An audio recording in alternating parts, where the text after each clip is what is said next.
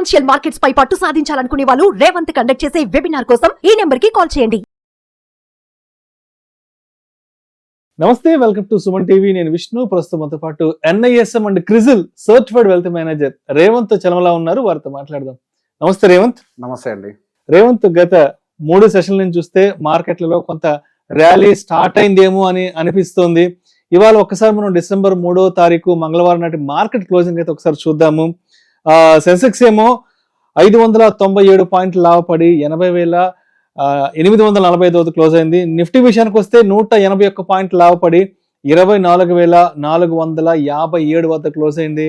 And ఇక డాలర్తో రూపాయి Markram విలువ విషయానికి వస్తే 84.69 వద్ద ట్రేడ్ అవుతోంది. ఏంటి, గత 3 సెషన్స్ నుంచి మార్కెట్లలో కొంత ర్యాలీ స్టార్ట్ అయిందేమో అనిపిస్తుంది. మరి ఈ ర్యాలీ ఎప్పటి వరకు ఉండే అవకాశం ఉంటారు? మరి ఈ ర్యాలీని చూసి మార్కెట్స్ లో ఇన్వెస్ట్ చేద్దాం అనుకున్న వాళ్ళకి మీరేం చెప్పాలనుకుంటున్నారు, ఏంటి అసలు? సో మనకి లాస్ట్ 3 సెషన్స్ నుంచి మనకు శుక్రవారం రోజు కూడా డీటెయిల్డ్ గా బోర్డు మీద కొంతవరకు ఒక ప్రెజెంటేషన్ చేసుకున్నాం. మార్కెట్స్ లో బిల్డ్ అవుతున్నటువంటి ఓఐ డేటా అయి ఉండొచ్చు, టెక్నికల్ సపోర్ట్స్ పరంగా కూడా మనకు కొంతవరకు మార్కెట్ లో పుల్ బ్యాక్ హయ్యర్ సైడ్ రావడానికి అవకాశం ఉంది అని చెప్పి. సో యాజ్ ఎక్స్పెక్టెడ్ మనకి ఈ 2-3 రోజుల వరకు కూడా మార్కెట్ పైకి అయితే మూవ్ అయింది. కానీ ఇక సస్టైన్ అవుతుందా లేదా, ఇది ఒక పెద్ద ప్రశ్న. సో మార్కెట్స్ ఇప్పుడు కంప్లీట్ గా ఒక రకంగా టెక్నికల్ గా చూసినప్పుడు మాత్రం రెసిస్టెన్స్ జోన్ లోకి ఎంటర్ అయింది. సో టెక్నికల్ ఒకటేనా, ఫండమెంటల్ ఆస్పెక్ట్స్ ఏం లేవా అని అంటే ఎస్. మనకి శుక్రవారం మనం మార్కెట్ వీడియో కంప్లీట్ అయిన తర్వాత జీడిపి నెంబర్స్ కూడా కొంచెం వీకర్ గా రావడం అనేది గమనించాం. సో జీడిపి నెంబర్ వీక్నెస్ వల్ల సోమవారం రోజు అంటే నిన్న మనకి మార్కెట్స్ లో ఏమైనా వీక్నెస్ ఉండొచ్చేమో అని అందరూ ఎక్స్పెక్ట్ చేసినప్పటికీ సర్ప్రైజింగ్ గా మార్కెట్ అనేది హయ్యర్ సైడ్ వెళ్ళింది. రైట్. సో బేసిక్ గా దానికి గల కారణం ఏంటి, మార్కెట్స్ లో ఆల్రెడీ షార్ట్స్ అనేవి బిల్డ్ అయి ఉన్నాయి. Weaker GDP numbers retailer expect చేయట్లేదేమో కానీ maybe big players already expect చేస్తుండొచ్చు కాక. సో అది పెద్ద సర్ప్రైజ్ గా అయితే కనిపించలేదు. సో గోయింగ్ ఫర్దర్ మార్కెట్స్ ఎలా రియాక్ట్ అవుతాం అనేది ఒకసారి నేను టెక్నికల్ గా కూడా ఎక్స్ప్లెయిన్ చేసే ప్రయత్నం చేస్తాను. సో ఇప్పుడు మన చార్ట్స్ లో గమనిస్తున్నప్పుడు మార్కెట్ ఆల్మోస్ట్ మనకి 23,250 ఆ రేంజ్ ఒకసారి రీచ్ అయిన తర్వాత దాదాపుగా మనకి 24,457 ఇవాళ క్లోజింగ్. దాదాపుగా మనకు ఒక 1,200 పాయింట్ల వరకు కూడా ఒక బిగ్ ర్యాలీ లాగా వచ్చినట్టు కనిపిస్తుంది. 1,200 పాయింట్లు మూవ్ అనేది ఒక రకంగా పెద్ద మూనే, కాకపోతే అది షార్ట్ టర్మ్ లో రావడం అనేది మార్కెట్ లో వాలటాలిటీని ఇండికేట్ చేస్తుంది. అండ్ మనం ఇంతకు ముందు కూడా అనుకున్నాం ఈ బిగ్గర్ మూవ్స్ అనేవి మార్కెట్ లో ఒక కన్సాలిడేషన్ ని ఏర్పాటు చేస్తాయా అనే ఒక పాయింట్ కూడా నాకు అనిపించింది. కాకపోతే ఇక్కడ టెక్నికల్ గా ఒకసారి మేము గమనిస్తూ ఉంటే మనకి మార్కెట్ లో ఒక inverted head and shoulder pattern form అవడం అయితే గమనించాం. క్లియర్ గా ఇక్కడ మనకి ఒక 2 shoulders with inverted head and shoulder pattern form అయితే గమనించాం. ఒకవేళ మనకి టెక్నికల్ గా దాన్ని కనుక బ్రేక్అవుట్ చేయగలిగితే అప్పుడు మార్కెట్స్ కొంతవరకు స్టేబుల్ గా హయ్యర్ సైడ్ మూవ్ అవ్వడానికి అవకాశాలు ఉన్నాయి. కానీ మార్కెట్ అప్ కి వెళ్ళాలి అంటే మాత్రం 24,539 మార్క్ అబోవ్ ఒక్క రోజన్నా క్లోజ్ అయ్యి ఫాలోఅప్ క్యాండిల్ ఫామ్ అవ్వాలి. అప్పుడు మార్కెట్స్ లో కొంతవరకు టెక్నికల్ గా బులిష్నెస్ ఉంటది అనడానికి అవకాశాలు కనిపిస్తున్నాయి. ఇన్ బిట్వీన్ రిజెక్షన్స్ రావడానికి కూడా కొన్ని అవకాశాలు ఉన్నాయి. మనకి ఇప్పటి వరకు అయితే కంప్లీట్ గా సబ్సైడ్ అయితే కాలేదు, కానీ FIS కొంతవరకు డౌన్ ట్రెండ్ అయితే కనిపిస్తుంది. కొంతవరకు వీక్ అవుతున్నారు వాళ్ళు. సో గోయింగ్ ఫర్దర్ వాళ్ళు అలానే కనుక వీకర్ మూవ్మెంట్ కనుక కొంచెం చూపించగలిగితే మనకి DIS కొంతవరకు మార్కెట్ ని సపోర్ట్ చేయగలరు. వాళ్ళు ఫ్రెష్ బయింగ్ చేయకపోయినా పర్లేదు, DIS ఫ్రెష్ బయింగ్ చేసి సపోర్ట్ చేయగలరు. వాళ్ళు కనుక మళ్ళీ యాక్సలరేట్ చేస్తే వీ డోంట్ నో. ఇక్కడ మనకు కొన్ని ప్రమాదాలు నెక్స్ట్ రాబోతున్నవి ఏంటి అని అంటే మనకి డిసెంబర్ 6వ తారీఖున RBI మానిటరీ పాలసీ మీటింగ్ జరగబోతుంది. దానికి సంబంధించి ఇంట్రెస్ట్ రేట్ కట్స్ జరుగుతాయా జరగవా ఇది డిసైడ్ చేయబోతుంది అనుకుంటున్నా. పర్టికులర్ గా నెక్స్ట్ మనకి డిసెంబర్ మంత్ లో మార్కెట్ ఏ డైరెక్షన్ తీసుకుంటుంది అంటానికి. సో ఇక్కడ ఇంతకు ముందు ఒక ఎక్స్పెక్టేషన్ ఉండేది వాళ్ళు ఆ ఇంట్రెస్ట్ రేట్ కట్స్ చేస్తారనో చెయ్యరు అనో. కానీ ఇప్పుడు ఏమవుతోంది, ఒకవైపు ఏమో ఇన్ఫ్లేషన్ నెంబర్ ఎక్కువగా రావటం, ఇంకొక వైపు ఏమో జీడిపి నెంబర్ తక్కువగా రావటం. సహజంగా జీడిపి నెంబర్ తక్కువగా వస్తే ఇంట్రెస్ట్ రేట్ అనేది కట్ చేయాలి. ఇన్ఫ్లేషన్ నెంబర్ ఎక్కువ వస్తే ఇంట్రెస్ట్ రేట్స్ కట్ చేయకూడదు. ఇప్పుడు రెండు జరిగాయి, సహజంగా జరగవట్లా. సహజంగా జరగవు, ఇప్పుడు రెండు కలిపి జరిగాయి. సో రేపు జరగబోయే అంటే డిసెంబర్ 6వ తారీఖు రాబోతున్నటువంటి మానిటరీ పాలసీ కమిటీ యొక్క అవుట్పుట్ ఎలా ఉంటుంది అన్న దాన్ని బేస్ చేసుకొని మార్కెట్ నెక్స్ట్ స్టాండ్స్ తీసుకోవడానికి చాలా హై ప్రాబబిలిటీ ఉంది. సహజంగా మనకి ఆ మీటింగ్ జరిగేటప్పుడు మార్కెట్ లో వోలటాలిటీ అనేది సహజంగానే ఉంటుంది, ఉంటుంది. సో బేసిక్ గా ఈసారి మాత్రం ఇంకొద్దిగా ఎక్కువగా ఉండడానికి అవకాశం ఉంది. దానికి గల కారణం ఏంటి, మనకి బ్యాంక్ డిపాజిట్స్ పెంచుతున్నారు. బ్యాంక్ డిపాజిట్స్ రేట్ ఇంతకుముందు బాగోలేదు అనే కన్సర్న్స్ చాలా సార్లు విన్నాం. ఇప్పుడు పెంచుతున్నారు, అది మంచిదే కదా అని మనకు అనిపిస్తుంది. యాక్చువల్లీ ఇక్కడ జరుగుతుంది ఏంటంటే బ్యాంక్ డిపాజిట్స్ పెరగటం కాదు, వాళ్ళు క్రెడిట్ ఇవ్వడం తగ్గిస్తున్నారు, అప్పులు ఇవ్వడం తగ్గిస్తున్నారు. సో ఇది ఒక కన్సర్న్ గా మారింది. ఈ అప్పులు ఇవ్వటం తగ్గియటం అనే ఒక డేటా బయటికి రావటం తోటి బ్యాంకింగ్ లో ఏమైనా ప్రెషర్ వస్తుందా అనేది కూడా ఒకటి కనిపిస్తుంది. వాళ్ళకి డిపాజిట్స్ పెరిగితే మంచిది, అప్పులు యాజ్ యూజువల్ గా ఇచ్చుకుంటూ, కానీ ఇక్కడ అప్పులు ఇవ్వడం తగ్గిస్తున్నారు. సో ఇది ఒక కన్సర్న్ గా మారింది.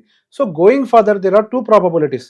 ఒకటి వాళ్ళు ఇంట్రెస్ట్ రేట్ అన్న కట్ చేయొచ్చు, లేకపోతే క్యాష్ రిజర్వ్ రేషియో సిఆర్ఆర్ అని అంటాం, దాన్నన్నా తగ్గించవచ్చు. ఈ రెండిట్లో ఏ ఒక్కటి జరిగినా కానీ మార్కెట్ కొంత పాజిటివ్ గా తీసుకోవడానికి అయితే అవకాశం ఉంది. ఆ టైంలో మనకి కొంచెం ప్రైవేట్ బ్యాంక్స్ కానీ లేకపోతే ఫైనాన్షియల్ రిలేటెడ్ సెక్టార్స్ కానీ ఇవి కొంతవరకు స్టేబిలైజ్ అవ్వడానికి, కొంచెం హయ్యర్ సైడ్ మార్కెట్ ని పుష్ చేయడానికి ఉపయోగపడచ్చు.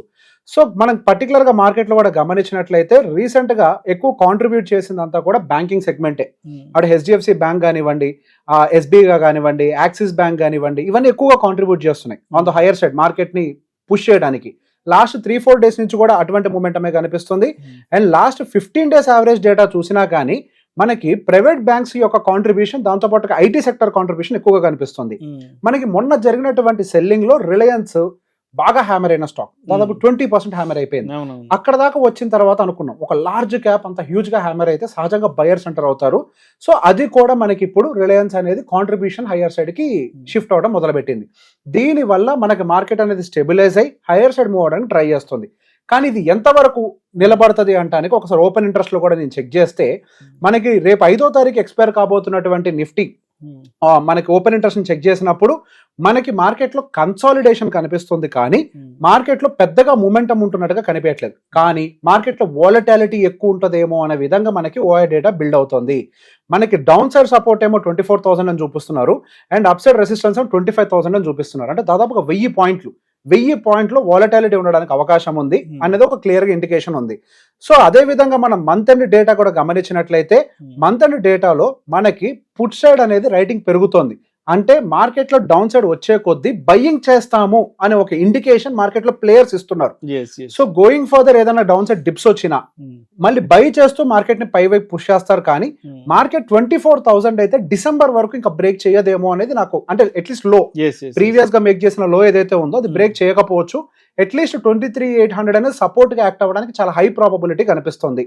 ఈ డిసెంబర్ మొత్తం కూడా మనకి 23,800, 24,000 అండ్ అబోవ్ మనకి మార్కెట్ అనేది సస్టైన్ అవ్వడానికి ఎక్కువ అవకాశాలు ఉన్నాయి.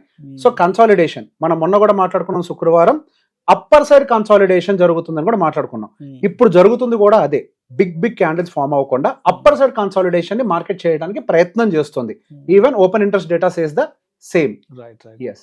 సో అయితే అండి ఎస్పెషల్లీ ఇవాళ మార్కెట్ కి సంబంధించి ఏ స్టాక్స్ మార్కెట్ కి వెన్నుదన్నుగా నిలిచాయంటారు, కొంత ఏ స్టాక్స్ కొంత డౌన్ ట్రెండ్ లోకి వెళ్ళిపోయాయంటారు, ఎస్పెషల్లీ ఇవాళ డిసెంబర్ 3వ తారీఖున మంగళవారం ఈ రోజు మార్కెట్ లో మేజర్ గా కాంట్రిబ్యూట్ చేసింది అయితే హెచ్డిఎఫ్సి బ్యాంక్. హెచ్డిఎఫ్సి బ్యాంక్ మనకి కొన్నాళ్లుగా దాదాపుగా 2-3-4 సంవత్సరాల నుంచి కూడా ఎటువంటి డెలివరీ ఇవ్వట్లే, అది చాలా స్టేబుల్ గా ఆగిపోయి ఉంది. సో ఒక హెవీ వెయిట్ అయ్యి ఉండి అండ్ మంచి నెంబర్స్ ను పోస్ట్ చేసుకుంటూ కూడా ఆ బ్యాంక్ లో ఎటువంటి మూమెంటం క్రియేట్ కాలేదు. సహజంగా మనం ఇంతకుముందు కూడా చెప్పుకున్నాం, మార్కెట్ లో ప్రైవేట్ బ్యాంకింగ్ వైపు కొద్దిగా ర్యాలీ రావడానికి అవకాశం ఉంది. మార్కెట్స్ డౌన్ సైడ్ ఉన్నప్పటికీ ప్రైవేట్ బ్యాంకింగ్ అండ్ ఫైనాన్స్ లో కొంత ఊపిరాడడానికి అవకాశం ఉంది అని. సో దానికి అనుకూలంగానే మనకి హెచ్డిఎఫ్సి బ్యాంక్ కానీ, ఐసిఐసి బ్యాంక్ కానీ, యాక్సిస్ బ్యాంక్ కానీ ఇవన్నీ కొంతవరకు కాంట్రిబ్యూట్ చేయడం మొదలుపెట్టాయి. అండ్ ఇవాళ మనకి కొంతవరకు రిలయన్స్ కూడా కాంట్రిబ్యూట్ చేసింది. నిఫ్టీని పాజిటివ్ గా క్లోజ్ చేయడానికి హెచ్డిఎఫ్సి, మనకి రిలయన్స్, ఎస్బీఐ, యాక్సిస్ ఇవన్నీ బాగా కాంట్రిబ్యూట్ చేశాయి. అండ్ డౌన్ సైడ్ పుష్ చేసిన దాంట్లో మాత్రం కొంతవరకు విప్రోలో చాలా ఎక్కువ ప్రెషర్ కనిపించింది. విప్రోనే దాదాపుగా ఈ రోజు నిఫ్టీలో 93 పాయింట్స్ తినేసింది. ఒకవేళ విప్రో గనక స్టేబుల్ గా ఉండుంటే ఈ రోజు ఒక మంచి మూమెంటం కనిపించేది మార్కెట్ లో. మేబీ మనం ఏదైతే రెసిస్టెన్స్ ఇందాక అనుకున్నామో దాదాపు 24,537 అనే మార్క్, ఆ మార్క్ ని బ్రేక్ చేయడానికి కూడా అవకాశం ఉండుండేది. కానీ విప్రో డౌన్ సైడ్ ఎక్కువగా పుల్ చేసింది. మిగతా అన్ని కూడా చిన్న చిన్నయండి, మనకి భారతీయ ఎయిర్టెల్ ఒక 13 పాయింట్లు, ఐటీసీ ఒక 9 పాయింట్లు, ఇవన్నీ పెద్ద లెక్కలో కాదు. విప్రో కొంచెం డ్రాగర్ గా కనిపించింది మార్కెట్ లో. Thank you so much Revanth. Thank you అండి.